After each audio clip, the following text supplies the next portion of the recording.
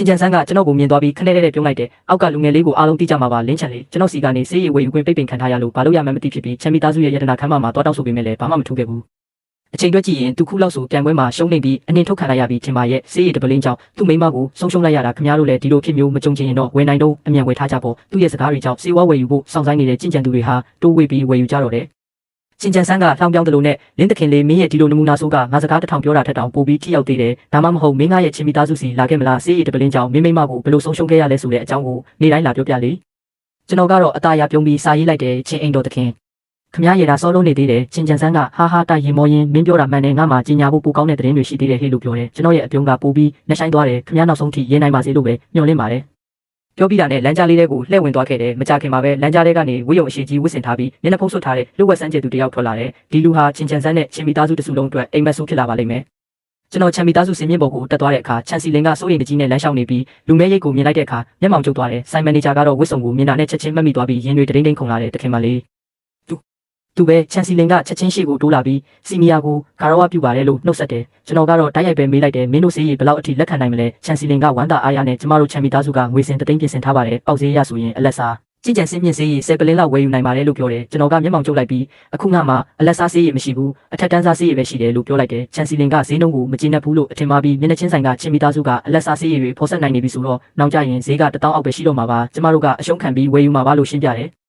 ကျွန်တော်ကတည်ငြိမ်စွာပဲငါအလက်စားစေးရီကိုမရောင်းဘူးချန်စီလင်ကြောင်သွားတယ်ကျွန်တော်ကစေးပလင်းတပလင်းကိုအသားရထုတ်ပြလိုက်ပြီးငါဒါကိုပဲရောင်းမှာလို့ပြောလိုက်တယ်ချန်စီလင်ရဲ့မျက်လုံးတွေပြူးကျဲသွားတယ်အလက်စားနဲ့အထက်တန်းစားစေးရီဖော်ဆက်တာဟာကွာခြားချက်အကြီးကြီးရှိပါတယ်အလက်စားဆိုရင်အဆင့်တဝိညာဉ်ဆရာဆိုရပြီဖြစ်ပေမဲ့အထက်တန်းစားဆိုရင်တော့အနည်းဆုံးအဆင့်နဲ့ဝိညာဉ်ဆရာဖြစ်ဖို့လိုအပ်ပါတယ်တစ်ခုပြီးတစ်ခုဆိုင်ရှင်ကအန်အောတုံလုပ်ပြီးအော်လိုက်တယ်အထူးတန်းစားကျင့်စဉ်တွေပဲကျွန်တော်ကပြန်မေးလိုက်တယ်ဒါတွေကိုမဝယ်ချင်ဘူးလား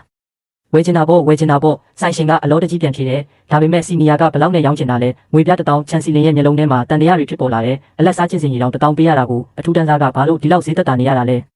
ဲကျွန်တော်ကနောက်ထပ်3ပလင်းထပ်ထုတ်ပြီးရှေ့မှာချလိုက်တယ်ကျွန်တော်မှာတောင်းဆိုချက်တစ်ခုပဲရှိတယ်ချင်းမီသားစုကိုပြိုလဲသွားအောင်လုပ်ပေးပါလုပ်နိုင်မလားချန်စီလင်ရုတ်တရက်နားလဲသွားတယ်ဘာလို့ဒီလောက်ဈေးသက်သာနေရတာလဲဆိုတော့ဒီစီနီယာကချင်းမီသားစုနဲ့ရန်ညိုးရှိနေလို့ပ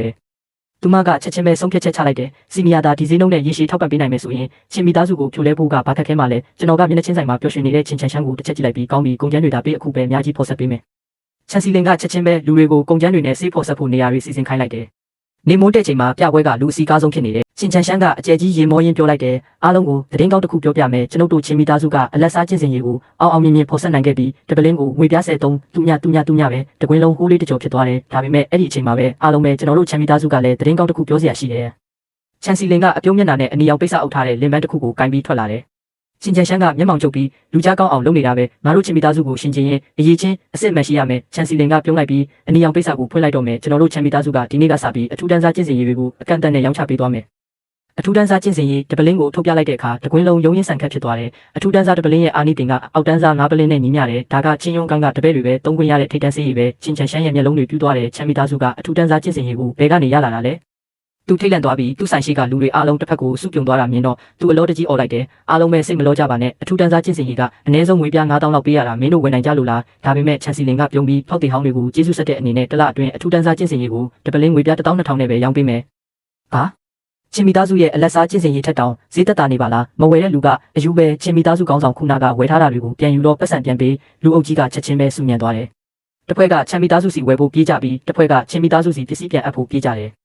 ယ်ရုံးရစ်ဆန်ခတ်ဖြစ်နေတာညနေဆောင်ထိပဲချင်းချန်ရှမ်းကသူ့ဆိုင်မှာပြန်အပ်ထားတဲ့အောက်တန်းစားကျင့်စဉ်တွေကိုကြည့်ပြီးမျက်လုံးတွေနီးမြန်းနေတယ်ဘာလို့ဒီလိုဖြစ်သွားရတာလဲသူကသွားကြည့်ပြီးမင်းနောက်ွယ်မှာဘယ်သူရှိရှိချင်းမီသားစုကိုဖြိုလဲဖို့ကတော့လွဲမမဟုတ်ဘူးငါလူကြီးကိုဒီလောက်ကူညီပေးထားတာသူလဲသူ့နောက်ွယ်ကလူကိုထုတ်ပြီးငါတို့ကိုကူညီပေးတင်ပြီးချန်မီသားစုရဲ့ယာယီထဲမှာကျွန်တော်လက်ဖက်ရည်တောက်လိုက်တယ်တနေ့လုံးမှာအထူးတန်းစားအပိုလင်း90နဲ့အစင်းမြင့်ကျင့်စဉ်10ပလင်းဖော်ဆက်နိုင်ခဲ့တယ်အစင်းမြင့်တွေကိုတော့ကိုယ်တိုင်အတွက်တင်ထားပြီးအထူးတန်းစားတွေကိုတော့ငွေပြ9သိန်းနဲ့ချန်မီသားစုကိုရောင်းလိုက်တယ်ချန်စီလင်ကငွေဆက်ကူတွေကင်ပြီးရှောက်လာတယ်စီနီယာဒါကငွေပြ9သိန်းပါကျွန်တော်ကတည်ငြိမ်စွာနဲ့လက်ခံလိုက်တယ်မနှက်ဖြန်လဲထပ်ဖော်ဆက်ပေးမယ်မင်းတို့ကုန်ကျန်းနဲ့ငွေအစင်းတင်တင်ထားလိုက်စီနီယာခဏလောက်ပါဦးချန်စီလင်ကပြောတယ်အထူးတန်းစားကျင့်စဉ်တွေကချင်မီသားစုကိုအထိနာစေတာမှန်ပေမဲ့သူတို့မှာအောက်တန်းစားကျင့်စဉ်တွေရှိနေသေးတယ်စီနီယာအနေနဲ့အောက်တန်းစားအချို့ကိုလည်းဖော်ဆက်ပေးနိုင်မလားကျွန်တော်ရှေ့ကိုမေးကြည့်ပြီးစဉ်းစားလိုက်တယ်အောက်တန်းစားတွေမဖော်ဆက်နိုင်တာမဟုတ်ပါဘူးဒါပေမဲ့လိုအပ်ချက်ကအများများတော့နေရောညပါလုပ်နေရလိမ့်မယ်ကျွန်တော်ရဲ့အဓိကအားအင်တွေကိုကြင့်ကြံခြင်းမှာပဲအသုံးချခြင်းနဲ့ချင်မီသားစုအတွက်နဲ့အချိန်ပုံမခံနိုင်ဘူးဒါဆိုတပည့်အချို့ကိုတင်ပေးပြီးဖော်ဆက်ခိုင်းလို့ရမလားချန်စီလင်ရဲ့မျက်နှာကနည်းနည်းအနေရခတ်သွားတယ်ဘာလို့လဲဆိုတော့ကျွန်တော်ကြည့်နေတဲ့ဘက်ကသူမရဲ့ရင်ဘတ်ဖက်ဖြစ်နေလို့ပဲ